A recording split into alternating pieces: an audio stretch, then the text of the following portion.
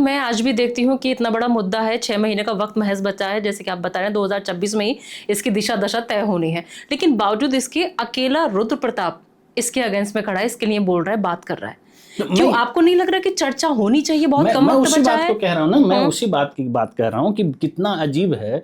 हम बड़े बड़े मुद्दों की बात करते हैं, हम अमेरिका पहुंच जाते हैं, हम रूस यूक्रेन के युद्ध को रुकवाने की बात करते हैं, जो एक हर आम नागरिक का अधिकार है, उस पर किसी को जानकारी नहीं है। और खासकर अगर मैं कह रहा हूं कि अगर जनता की बात करें, जनता को हम इग्नोर भी कर सकते हैं कि वो अपनी समस्याओं से इतना ग्रसित हैं कि वो कहाँ ध्यान दे पाते हैं। लेकिन जो लोग इसी फील्ड में काम कर रहे हैं, जैसे राजनीतिक दल के कार्यकर्ता हुए या नेता हुए, या जो लोग जर्नलिस्ट हैं, जो बड़ी बड़ी बातें बड़ी लंबी लंबी डेटा के साथ बैठते हैं, उनकी आवाज़ क्यों नहीं निकलती? जो लोकतंत्र की आस्था का विषय है, लोकतंत्र में आप जनप्रतिनिधि नहीं दे रहे हैं। अगर जैसे आज हम लोग बात कर रहे हैं रोजगार की, और बिहार चुनाव पे अगर आप चले जाइए तो कितने लंबे लंबे वादे किए जा रहे हैं कि इतने करोड़ रोजगार दिया जाए।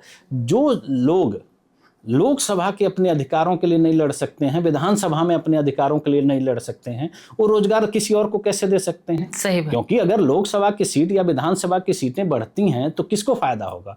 जो लोग सक्रिय राजनीति का हिस्सा हैं उन्हीं को फायदा होगा। क्योंकि बाकी लोग उसमें भाग लें ना लें वो एक अलग विषय है, लेकिन जो लोग सक्रिय राजनीति में हैं उनको तो फायदा होगा। वो दूसरे के लिए वादा कर रहे हैं कि हम आपको रोजगार दे रहे हैं, लेकिन अपने अधिकारों के लिए वो नहीं लड़ रहे हैं। तो इससे प्रतीत होता है कि देश की राजनीति किसी विषय को लेकर के कितनी गंभीर है। अगर हम अपने अधिकार के लिए नहीं लड़ सकते तो हम आपके अधिकार के लिए कैसे लड़ सकते हैं? तो ये सवाल है और इसको सबको समझना होगा।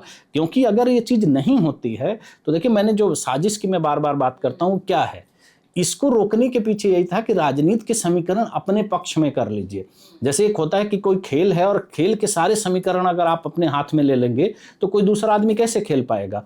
तो इसीलिए समीकरणों को बदलने के लिए आप देखेंगे कि राजनीति में भ्रष्टाचार 76 के बाद से आ गया, राजनीति में परिवारवाद आ गया 76 के बाद से, राजनीति में जातिगत समीकरण हो गए, क्योंकि परिसीमन में क्षेत्र और संख्या दोनों बदलती है। तो इसको आप कंट्रोल नहीं कर पाते, और इसको कंट्रोल करने के लिए जब किसी चीज़ों को फ्रीज कर दिया जाएगा, उसको रोक दिया जाएगा, तो जिस समय वो रुकेगी, जिस लोगों का उसके वर्चस्व रहेगा उसी पे वो कब्जा रहेगा। आज देश की राजनीति में जो बात होती है वंशवाद की या परिवारवाद की, क्यों बढ़ा है? क्योंकि सारे समीकरण उन्हीं के हाथ में। ताकतवर व्यक्ति कमजोर थोड़ी होगा, ताकतवर व्यक्ति और ताकतवर होगा।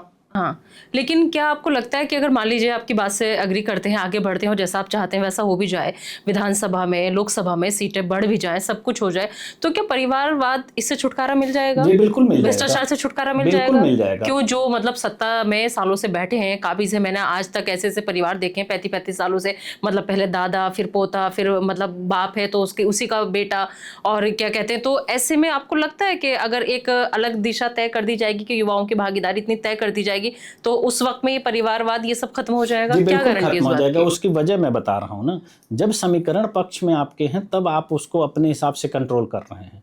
अगर मैं एक एग्जांपल के तौर पे आपको इसी पे बात कर रहा हूं कि अगर परिसीमन लागू हो जाता है तो 543 की सीटों की जगह लोकसभा की सीटें 1450 हो जाएंगी। तो आबादी के हिसाब से 1450 हो जाएंगी, और उस हिसाब से 900 नए लोग आएंगे। तो 900 जो लोग नए आने वाले हैं वो इन राजनीतिक व्यक्तियों से तो नहीं आने वाले हैं, क्योंकि इन लोगों के तो पास पहले से वर्चस्व है, वहां पर बैठे हुए हैं।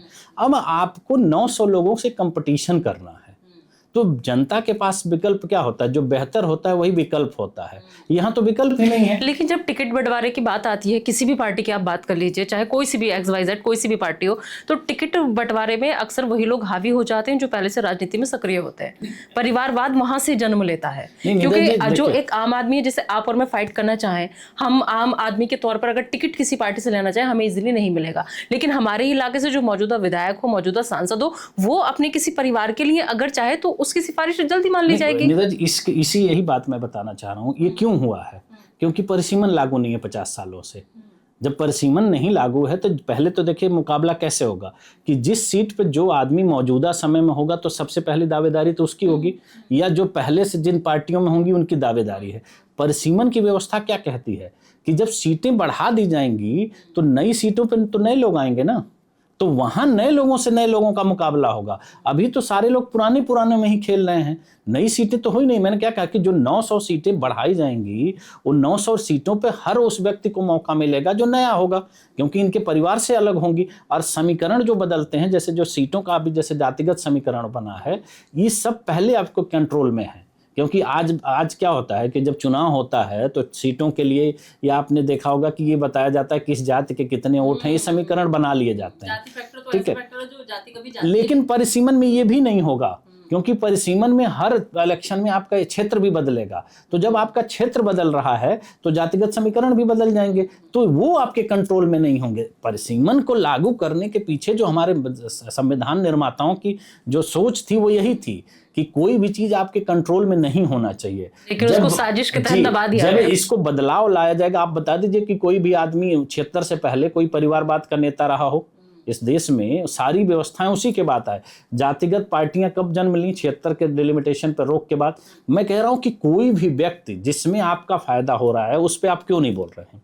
राजनीति में कह रहा हूं कि परिवारवाद और बढ़ जाए, भ्रष्टाचार और बढ़ जाए, तो ये अवसर उन्हीं लोगों को मिलेगा ना, राजनीतिक दलों को। तो वो क्यों नहीं चाहते हैं कि उनकी सीटें बढ़ जाए? भाई देश में हर चीज बढ़ा ना। आज अगर हम बिहार इलेक्शन चल रहा है उस पर अगर हम बात करें, 1 करोड़ या 3 करोड़ नए रोजगार की बात कैसे हो रही है?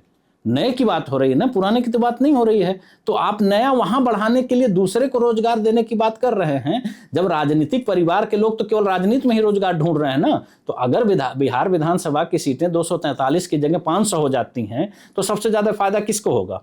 राजनीतिक दलों को, राजनीतिक परिवारों को। लेकिन उस पर क्यों नहीं बोल रहे हैं? वो दूसरे को रोजगार देने के लिए इतना प्रयासरत हैं, लेकिन अभी वो जिनको रोजगार दे रहे हैं उन पर उनका पूरा कंट्रोल है, वो कंट्रोल खत्म हो जाएगा। मैं यही बात कह रहा हूं कि ये जो परिसीमन पे रोक है वो इनकी साजिश है। इसीलिए तो अगर उस रोक को अगर हटा देंगे, आप दुनिया के किसी भी फील्ड में आप देखिए, क्या परिवारवाद हावी है?